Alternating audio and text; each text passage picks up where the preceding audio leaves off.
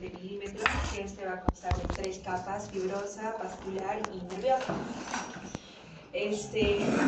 Luego que, bueno, esa es la única extensión del sistema nervioso que vamos a poder observar, y nos va a permitir tal vez diagnosticar diferentes patologías, no solamente ópticas, sino también de otros sistemas del cuerpo. Entonces, para empezar, voy a hablar de los anexos que van a proteger el globo ocular. Ya, primero vamos a tener las proyecciones pilosas, que son las cejas. Que bueno, esto nos va a ayudar la función de las cejas van a ser que nos van a ayudar a proteger al globo ocular ya sea del sudor, del polvo o de agentes extraños que van a poder descender de la frente, o que puedan entrar a nuestro globo ocular y puedan irritar. Por otro lado, vamos a tener a las pestañas, que van a estar asociadas a glándulas sebáceas, que van a ser como la de Seyss, o las glándulas sudoríparas, que van a ser la de Moll.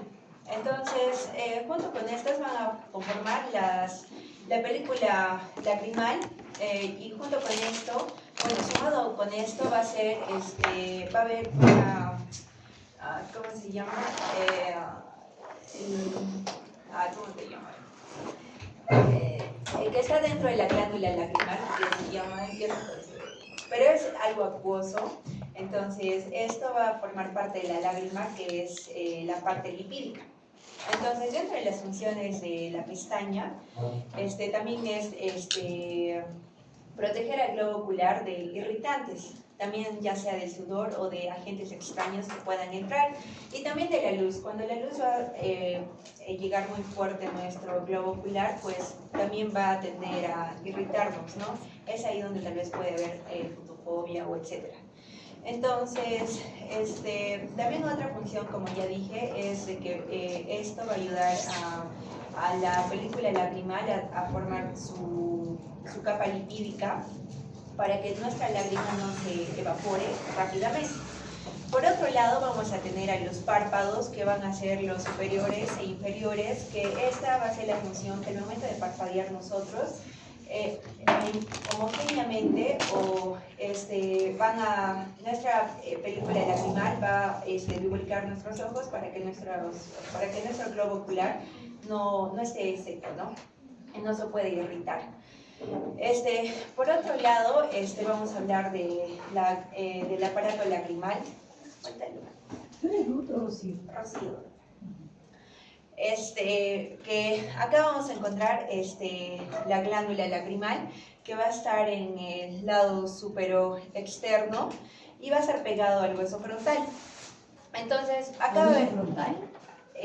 Perdón, ¿En dónde está? Acá en la parte superior externa. Entonces, ¿Temporal? Temporal, perdón. Temporal, doctor. Es que estoy un poco nerviosa. Entonces, por acá va a haber conductillos que van a producir la lágrima. Y gracias a que se produce la lágrima, gracias al sistema nervioso parasimpático. Las lágrimas se van a producir por emociones, por irritantes, o etc. Entonces, estas lágrimas van a llegar, las lágrimas al momento de parpadear van a ir a la laguna lagrimal, que está en el ángulo interno, que está por aquí. No, perdón, por aquí. Este es el ojo izquierdo, ¿no? Entonces aquí se encuentran los conductos superior e inferior del conducto lagrimal. Entonces el recorrido de nuestra lágrima va a ser primero el saco, luego va a descender a la parte del conducto nasolagrimal, y luego va a terminar en el meato inferior. El meato inferior, como ya sabemos, se encuentra en la nariz, debajo del cornete inferior. Ahora vamos a hablar de los músculos, que son los extrínsecos, que son 6. Son 4 rectos y 2 oblicuos. Entonces, está bien, bájalo, pero luego está. Ya. Entonces, que primero es el recto superior, esto va a ser una supraducción, es decir, va a hacer que nosotros podamos mirar arriba, o sea, la supraducción. Va a ser inervado por el tercer par craneal, que es el oculomotor común. Luego vamos a tener que es el recto inferior, que este ya también va a ser la infrainversión, que va a ser, la infraducción, que va a ser mirar hacia abajo, que también va a ser inervado por el tercer par craneal, que es el oculomotor. Como este es el ojo izquierdo, acá tenemos al recto medial y acá va a ser el lateral. Entonces, el recto medial va a ser la levoaducción, que va a ser que miremos hacia la parte de la sien, y entonces ¿De la sien? Perdón, de la nariz, perdón. Sí, de la nariz. Y entonces el recto lateral va a ser que miremos a la parte de la sien, o sea, a la parte de afuera. De todos los 4 rectos, el único que está inervado por otro nervio es el lateral, que va a ser inervado por el abducens. Por otro lado, vamos a tener a los oblicuos, que es el oblicuo superior y el inferior, que podemos ver aquí. Entonces, el oblicuo superior va a ser el movimiento de intorsión, que va a ser inervado por el troclear, y el oblicuo inferior va a ser inervado por el oculomotor. Gracias.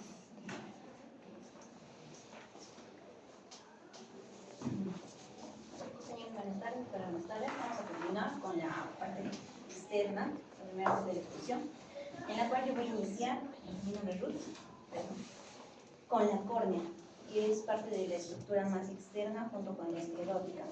Cuando hablamos de la córnea, nosotros debemos recordar que la córnea es la estructura más anterior de la anatomía del ojo. Gracias a la córnea, el ojo tiene una anatomía mucho más anterior que lateral. Por consiguiente, por ejemplo, la córnea es esa estructura transparente, sobresaliente, en la cual en su diámetro, tiene un diámetro transversal de 11 milímetros aproximadamente por 12 milímetros, que le da una forma semi-esférica. Entonces, si nosotros la vemos de esta manera, tiene esa estructura. Ahora, para una mejor explicación, he hecho este pequeño corte.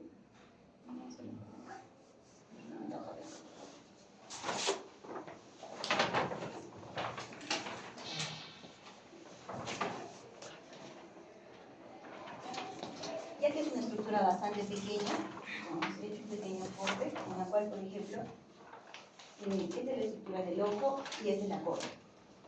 No está flotando, simplemente que, pues primero voy a explicar la anatomía de la córnea. En este corte la córnea se va de una posición como sería, Primero, la córnea es una estructura transparente, la zona más anterior del ojo, que su principal función es la capacidad ¿De reflexión? Gracias, doctor. La refracción de la luz. Es nuestro lente más potente anatómicamente y gracias a esta estructura nosotros podemos ver y pasa la luz. Entonces, anatómicamente, la estructura no es constante. En su diámetro anteroposterior, en la zona más anterior, es mucho más delgada, unos 4 a 6 milímetros, y se va anchando, avanza a nivel posterior a 1 milímetro de espesor. Entonces, esto también es la característica que le da esa forma, que es más convexa anteriormente. Ahora, la córnea tiene capas, ¿no? Tiene 5 capas. La última capa que ha sido descubierta en el 2013 nos dice que, por ejemplo, de abajo, de la zona más inferior, de la zona que está, es el endotelio, es la zona que está comunicándose con la cámara anterior. Este endotelio es una capa muy delgada que se caracteriza por células hexagonales de unas monocapas, seguida de la membrana de Descemet. La membrana de Descemet es una capa también delgada que se caracteriza porque ya es una estructura, la membrana de Descemet o la membrana lámina protectora posterior. En esta se va a encargar de ser un límite y va a darle ciertas características de función de protección, y también nos dice la anatomía que va a ayudar en funciones de evitar infecciones. La capa más gruesa y característica de la córnea es la capa de Storm. Esta capa es gruesa, llena de colágeno tipo 1, que realmente son fibras ordenadas que va a ocupar más del 90% del espesor de la córnea, y es la capa que le va a dar la transparencia a nuestra córnea. Ahora, entre la capa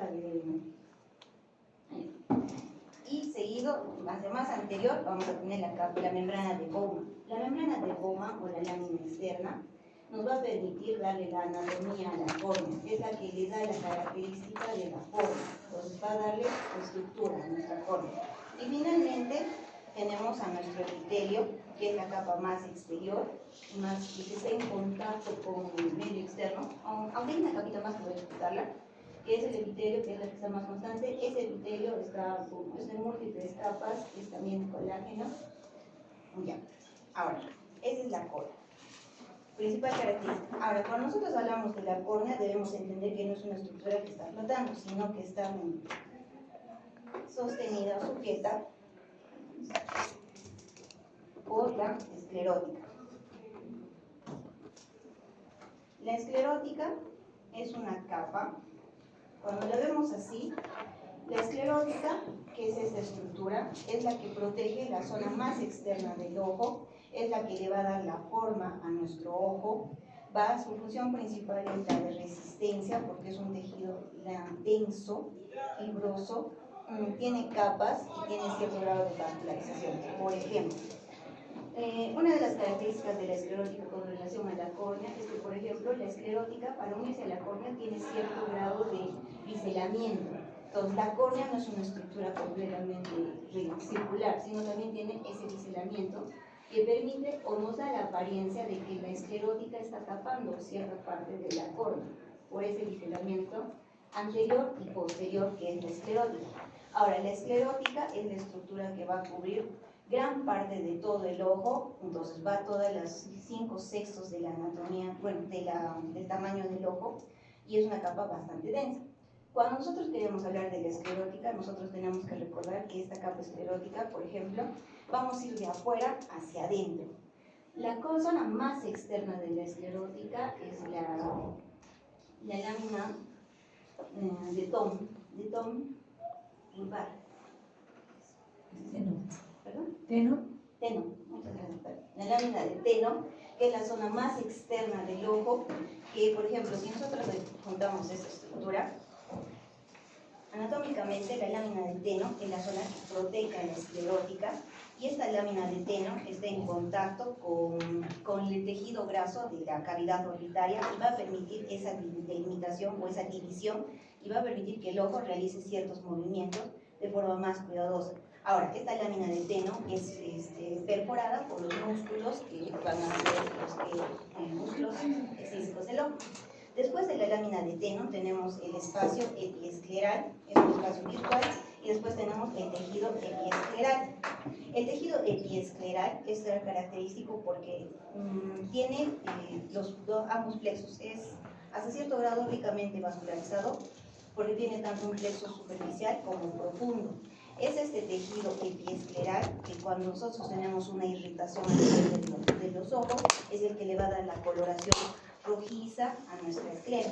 Entonces no es la misma esclera. Si vamos más adentro, ya recién está la esclerótica propiamente dicha, que es un tejido mucho más denso.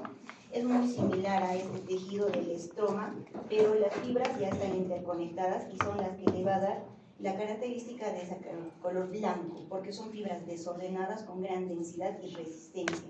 Dentro de esta capa esclerótica tenemos la lámina fusca. La lámina fusca es la que contiene melanocitos y es la que le va a permitir a la esclerótica tener esa coloración más oscura. No es negra, sino es mucho más oscura, porque hay cierto grado de pigmentación. Y finalmente, cuando nosotros tenemos ya la córnea y la esclerótica juntos, tenemos que recordar que, por ejemplo, tenemos un espacio o el ángulo iridio-corneal. El ángulo iridio-corneal que se va a formar con la esclera, el iris y la córnea, es una de las características que debemos recordar, porque en este ángulo se va a encontrar el seno cavernoso de la esclera o el conducto de Slem, que es el que va a encargarse de reabsorber el humor vítreo. Ahora, cuando este conducto de humor, el conducto de Slem es una de las... el glaucoma tiene múltiples causas, que es el aumento de la presión vascular, pero una de las posibles causas de glaucoma es cuando se obstruye este conducto de Slem. Y cuando nosotros tenemos como un tejido accesorio de la córnea, y que no está completamente hacia el exterior, tenemos a la conjuntiva. La conjuntiva es una membrana que también se une al ángulo y al limbo esclerocorneal. Ahora, en este dibujo se nota que está completo, es como si el párpado estuviera cerrado, porque, por ejemplo, la conjuntiva se une a este ángulo y tenemos una conjuntiva escleral y una conjuntiva palpebral. Entonces, cuando el ojo se abre y se cierra, está constantemente protegida por ese tejido mucoso que es la conjuntiva. Entonces, aunque el epitelio externo de la córnea esté expuesto al medio ambiente, en realidad tiene ese pequeño tejido mucoso de la conjuntiva que todo el tiempo está respirando.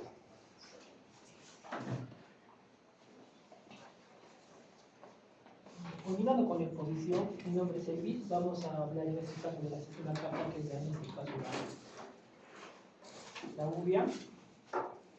Básicamente es una capa que se encuentra adherida en este caso a la esclerótica por la parte externa, y la parte interna en este caso está adherida a la retina. En este caso va a ir desde posterior hacia anterior, y lo que va en este caso desde posterior hacia anterior,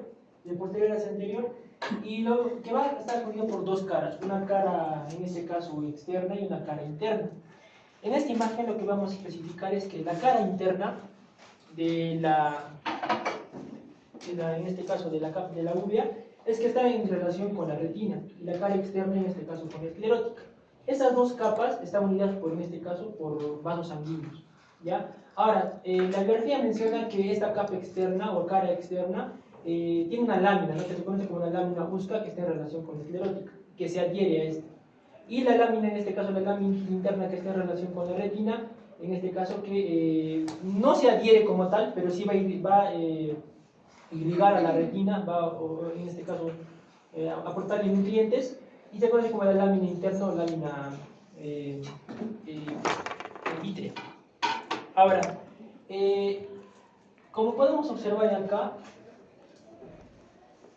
en la parte más o menos anterior, en este caso de la uvea, lo que va a ver es que es una prolongación, ¿no?, del coroides. En este caso lo que va a existir es que va a existir una prolongación, en este caso del cuerpo ciliar. Este cuerpo ciliar se va a caracterizar porque en este caso va a contener estructuras vasculares y estructuras musculares. Ahora, también la capa uvea, la segunda capa de la uvea, va en este caso, en la parte anterior, va a tener una pequeña saliente que va a ser en sentido transversal, que se va a conocer como la iris. Y la iris va a tener en este caso, en la parte media, una abertura que se conoce como la pupila. Ahora, existe en el segmento posterior del globo ocular, casi en este caso más adelante de la línea ecuatorial, la hora serrata, que es una línea gestoneada, y esta va a dividir a la uvea en porciones anteriores y posteriores, ¿no? En este caso el coroides, en la parte posterior, y en la parte anterior el iris, en este caso el cuerpo ciliar. Entonces, vamos a hablar primeramente de la coroides, del cuerpo ciliar. El cuerpo ciliar es una estructura músculo-vascular. ¿Y a qué se refiere con estructura músculo-vascular? Que va a estar formada por músculos y por vasos sanguíneos. Esta es la prolongación anterior de la coroides en el segmento anterior globo ocular. Y esta va a estar conformada en este caso por el músculo ciliar y por prolongaciones que son los procesos ciliares. Los procesos ciliares son en este caso los vasos sanguíneos. Y estos en este caso van a tener pequeñas fenestraciones o en este caso prolongaciones a manera de corona, que se conoce como la corona ciliar. Y esta corona ciliar es más o menos que tuviese convexidades, ¿no?, y estas se encuentran separadas por los valles ciliares. Esto lo que va a hacer es que tenga una irrigación, y esta irrigación por plexos vasculares, lo que va a hacer que sea más denso, y eso en este caso va a producir el humor acuoso, ¿no? Y este humor acuoso, que en este caso va a ir de la cámara anterior cámara posterior hacia la cámara anterior a través de la pupila. Ahora, la otra es el iris. El iris se va a caracterizar porque es la parte más anterior del coroides, y este iris se va a caracterizar porque tiene una forma más o menos, como se puede saber, de disco, que tiene en este caso, o disco vertical, que tiene dos caras, ¿no?, una cara anterior y una cara posterior. La cara anterior, esta cara anterior está en relación con la cámara, o forma parte de la pared posterior de la cámara anterior, del segmento anterior. Y la cara posterior, en este caso, forma parte de la pared ya también anterior de la cámara posterior. Entonces, para que nos podamos ubicar mejor, el globo ocular tiene un segmento posterior y un segmento anterior. El segmento anterior está formado por dos cámaras, una cámara anterior y una cámara posterior. La cámara anterior es normalmente el cristalino y el iris, y la cámara posterior, perdón, entre la córnea y el iris, y la cámara posterior entre el iris y el cristalino. Entonces, el iris es el que va a ser el limitante entre la cámara anterior y la cámara posterior. Ahora, se dice que el iris es un músculo, es el músculo esfínter del globo ocular, porque en este caso va a responder frente a estímulos. Dentro de la estructura anatómica del iris, lo que podemos observar es que está formado por un epitelio y por un estroma. El epitelio, que va más o menos de fuera hacia adentro, ¿no? El epitelio y las capas musculares. El primero es la capa, en este caso externa, o el dilatador de la pupila, y luego el músculo constrictor de la pupila. Tenemos vasos sanguíneos, macrófagos, en este caso también células pigmentarias, y a medida que en este caso tiene mayor cantidad de células pigmentarias el iris, es el que va a determinar el color del ojo. O sea, ¿eso qué quiere decir? Si el iris tiene bastante cantidad de melanocitos, el ojo va a ser más oscuro, y si tiene menor cantidad de melanocitos, el ojo va a ser más claro. Eso va a depender también en este caso de la coloración, que en este caso va a determinar por las células pigmentadas, ¿no? Ahora, ¿qué más tenía ya? En la parte funcional del iris, como se puede observar acá en esta maqueta, podemos observar que, como dijimos, el iris va a ser el que va a determinar la coloración del ojo y la disposición de un corte orbital de los músculos, ¿no? El músculo, en este caso, dilatador de la pupila y el músculo constrictor. Ahora, cuando la función principal del iris es que va a regular la cantidad de luz que va a llegar a la retina. Entonces, este estímulo de la luz lo que va a hacer es que, por ejemplo, se van a activar los receptores alfa-adrenérgicos con una inervación simpática, y lo que va a hacer es que el músculo dilatador de la pupila se contraiga, y al contraerse, como son músculos radiales, va a hacer que la pupila, en este caso, se dilate y va a tener una midriasis. En cambio, si en esto sucede una activación parasimpática sobre los receptores M3, lo que va a hacer es que el músculo del esfínter de la pupila se contraiga, y al contraerse hace que la pupila, en este caso, sea más pequeña, entonces sea la midriasis. Esa es la función más principal de miosis. La función más principal en este caso de la pupila. Y por último, en este caso, que está en relación también con los músculos ciliares y los procesos ciliares, es el cristalino, o lente, ¿no? Aunque no forma parte de la capa media, pero en este caso tenemos que hablar del reflejo de la acomodación, porque está en relación con los músculos ciliares, o con los procesos ciliares. El cristalino es una estructura, en este caso, biconvexa, ¿no? Biconvexa, que tiene una cara anterior y una cara también posterior. Es elástica, es transparente, como se puede observar en la maqueta, y esta está en relación, en este caso, en la parte anterior con el iris y en la parte posterior con la cámara vítreo. Ahora, este es más elástico, ¿no? La función que en este caso tiene dos capas. Una capa, en este caso, una estructura capsular, y las fibras, en este caso, longitudinales, que son concéntricas. Y esto le va a ofrecer, en este caso, la elasticidad. La función principal del cristalino es la acomodación, y en términos sencillos, ¿a qué nos referimos con acomodación? Es que en este caso podamos observar o tener el foco de un objeto en diferentes distancias, ya sea cercanas o ya sea lejanas. Y esto va a ser principalmente por la acción de los procesos ciliares, de los músculos ciliares y del ligamento suspensorio. Entonces, si tenemos un objeto que se encuentra en la parte lejana, lo que va a hacer es que el músculo ciliar se relaje. Y en este caso los ligamentos suspensorios se contraen, y al contraerse, ¿qué es lo que va a hacer? Que el cristalino se haga más largo, pierda su convexidad, y al perder esa convexidad lo que va a hacer es que disminuya su refracción, más o menos a 59 dpt o dioptrías, que le llaman. Es por esa razón que, gracias a esa pérdida de convexidad, nosotros podemos observar de manera nítida un objeto en la parte lejana, ¿no? Ya también al contrario, ¿no? Si digamos tenemos un objeto en la parte más cercana, lo que va a hacer es que el músculo ciliar se va, en este caso, a relajar, y se va a contraer, y los ligamentos suspensorios se van a relajar, y al relajarse va a hacer que este vuelva a su estructura más convexa, ¿no? Sea más convexa, sea más gordita, más lechoncita, más convexa, ¿ya? Y en este caso, al ser más convexa, lo que va a hacer es que aumenta su refracción, y por lo tanto nosotros podamos observar un objeto más nítido en la parte cercana. Bien. Mi nombre es Ariana Tiza y ahora les voy a poner sobre lo que es la parte interna, ¿no?, del ojo. En este caso, la parte interna del ojo se va a llamar la retina. La retina en este caso tiene dos porciones. Es la parte nerviosa. La porción anterior, que es en esta línea blanca, no sé si se logra observar, es una porción mucho más gruesa, es una porción ciega, que se va a delimitar de la parte posterior por medio de la aura serrata que ya mencionó mi compañero. Esta retina va a tener dos capas. Una capa interna, que es una capa translúcida, una capa un poco rosada y lisa, según algunos autores, que esta se va a mantener en contacto con lo que es el humor vítreo. Esta se va a mantener en contacto con lo que es el humor vítreo. Entonces, al estar en contacto con esta, básicamente, bueno, no se adhiere a esta, solo se mantiene por fuera de esta. Y una segunda capa en esta parte posterior que se llama, que es una capa pigmentada, una capa externa, básicamente que posteriormente les voy a explicar que es básicamente un epitelio pigmentado. En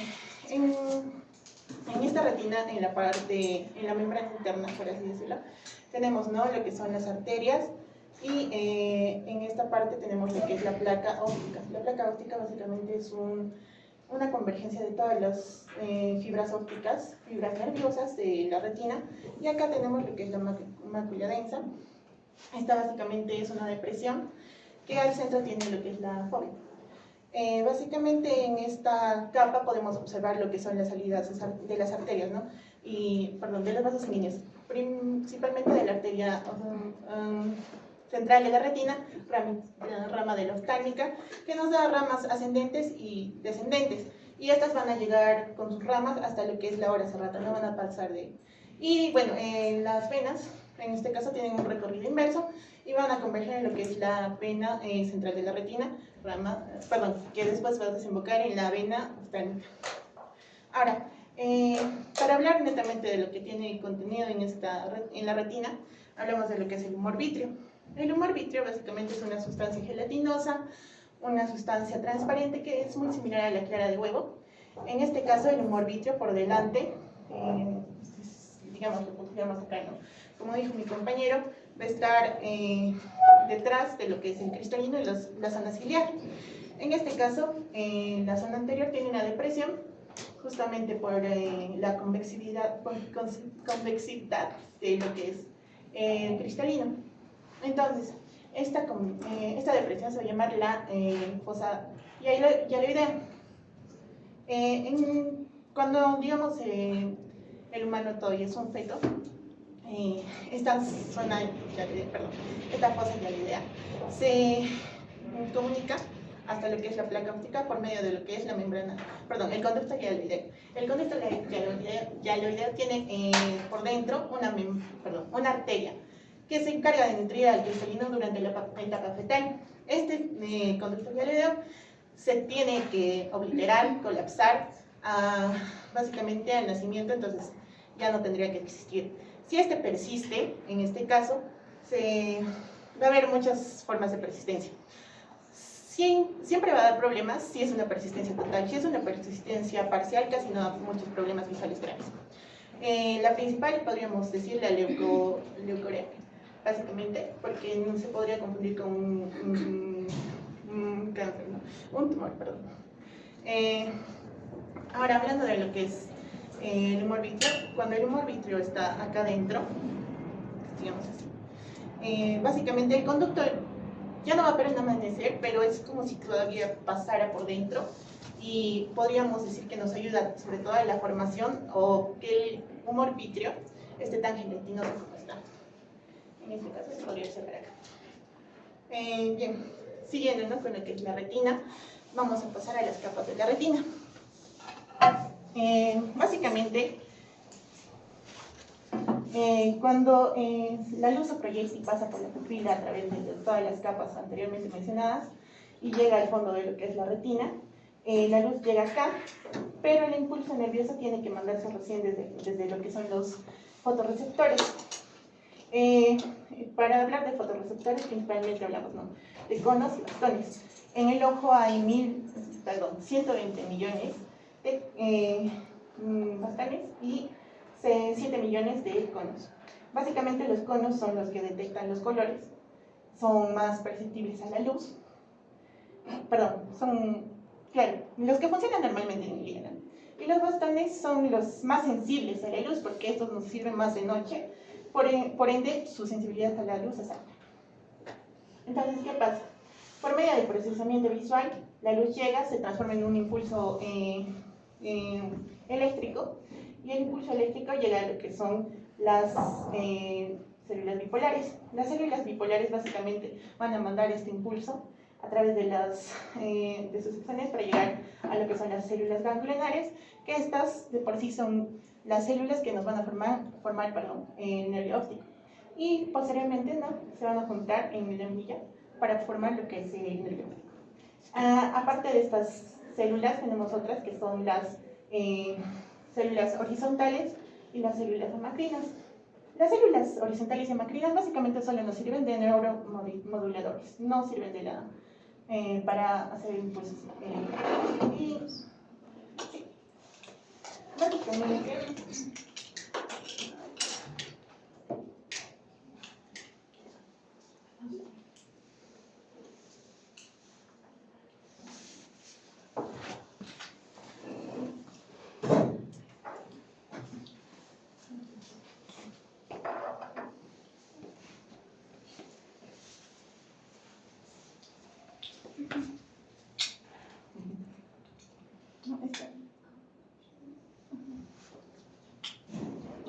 y bueno, básicamente he hecho esto para que se vean, ¿no?, cómo es el impulso eléctrico, ya que las células horizontales como las hemacrinas no llegan a transportar este impulso eléctrico, entonces solo iría desde los fotorreceptores, en este caso un cono, a las células bipolares, a las células ganglionares, hasta llegar a formar lo que es la placa óptica.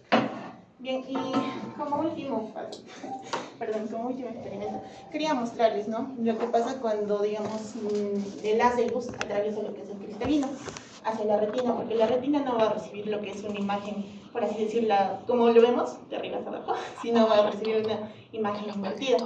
En este caso, si se dan cuenta, es como decir, este es nuestro haz de luz, tienen una letra de P, si se dan, fíjense en las flechitas. Entonces, tenemos una lupa, en este caso, que es nuestro análogo, podríamos decir, a lo que es el cristalino, y cuando nosotros la ponemos, no sé si logren darse cuenta, la F y los flechas. Apágalo la luz. Ajá. Es este experimento se llama la sombra invertida, pero básicamente es lo que podría pasar, ¿no es cierto?, dentro de nuestra pantalla. Gracias a que básicamente la lente, el cristalino, hace que los haces de luz se doblen, por así decirlo, se difracten hacia un sentido posterior.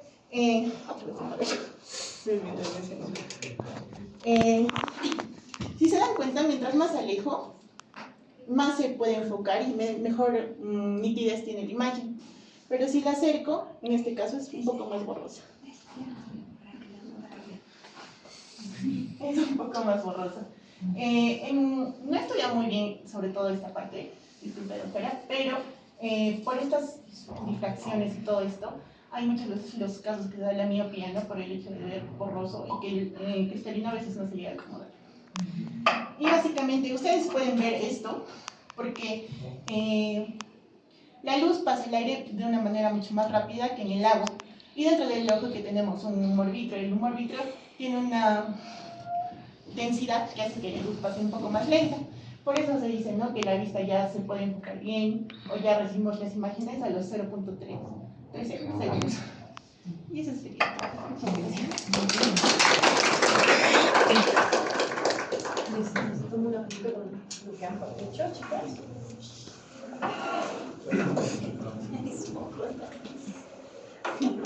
Quiero eso. ¿De quién es? ¿Tuyo? De todos. De todos.